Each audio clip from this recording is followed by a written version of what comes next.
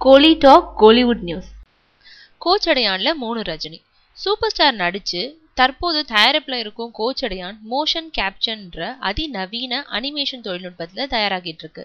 இதுல கோச்சடையான்ற தந்தை கேரக்டர்லயும் ராணான்ற மகன் கேரக்டர்லயும் ரஜினி நடிப்பது தெரிஞ்ச விஷயம்.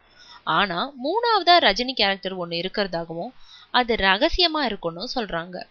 சந்திரமுகி படத்தோட தயாரிப்பு காலத்துல வேட்டைய மகாராஜா கேரக்டர் கடைசி வர ரகசியமா வைக்கப்பட்டிருந்துச்சு.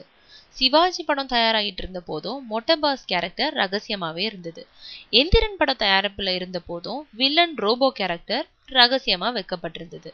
அது போலதான் கோச்சடையான் படத்திலையும் ஒரு கேரக்டர் ரகசியமா இருக்கிறதுனால படத்தோட டெக்னிக்கல் வட்டார தகவல் சொல்லுது.